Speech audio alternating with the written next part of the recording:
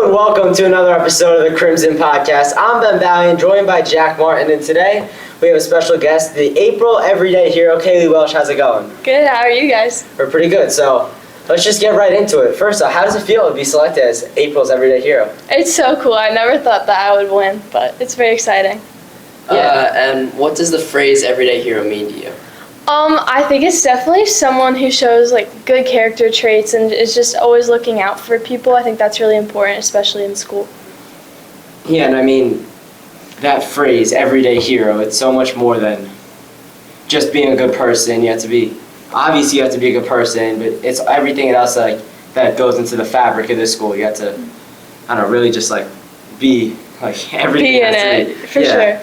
And then you're also an EMT. We wrote an article about, a features article, I believe, about the EMTs. How has that really taught you and really helped you out? It's definitely taught me a lot. It's taught me a lot with leadership and just analytical thinking, but the thing that I take away from it the most would definitely be remembering that everyone has bad days. And for me, in that line of work, I always see people on their worst days. So just remembering to find the positivity in the bad situations and trying to make the best out of something that might not be great. That's something that I try to apply outside of EMT too. And you've been involved in the play the last few years. What has that kind of meant to you? What have you learned from it? It's been so fun to just get to spend a lot of time with people, and it's helped me a lot with my community skills and leadership, just being able to work with a team. It's the same as working on a school project. You have to collaborate and get the job done, so it's definitely cool to do it in that setting. Yeah, and then what skill set have you acquired through those musicals and plays? Probably a lot more confidence in myself. You're put on stage, you kind of have to remember what you have to remember, and you have to forget that you're nervous and just do your best. So that helps me a lot with everyday life. Yeah, when those lights come on, it's go time. Nothing else matters. For sure. Yeah. Is there a specific teacher or somebody along your academic journey that's really inspired you or taught you a lot? My second grade teacher, Mr. Ongri. So he was one of the sweetest teachers I've ever had. I struggled with reading clocks when I was in second grade, and he would have me come in during lunch and just learn how to read a clock, which is good because now I wear an actual watch.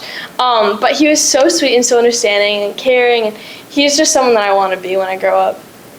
And then we talked about the award, the Everyday Hero. What are some characteristics you think that maybe helped you win the award, or just in general? I definitely try to be nice to everyone. I think that's important.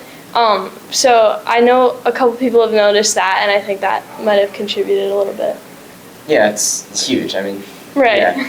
What's your accomplishment that you're most proud of in your high school career and in your life as a whole? I would say here at BHS we started a club last year called Life Club, which is a Christian club, and I just think it's so cool to have a community like that in a public school. It's something that I'm so proud to be a part of, and I get to lead it this year, which is so cool. And you kind of talked about creating a new club, and what kind of legacy do you want to leave at BHS?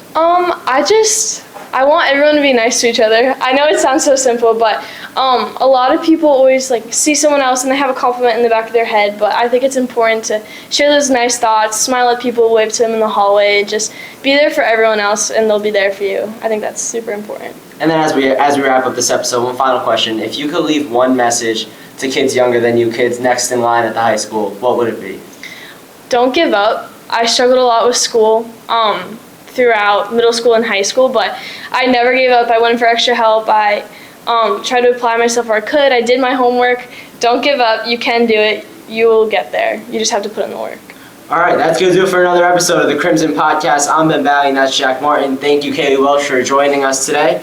And make sure you keep checking out all the episodes. Keep tuning in, YouTube, Spotify, and we'll see you soon.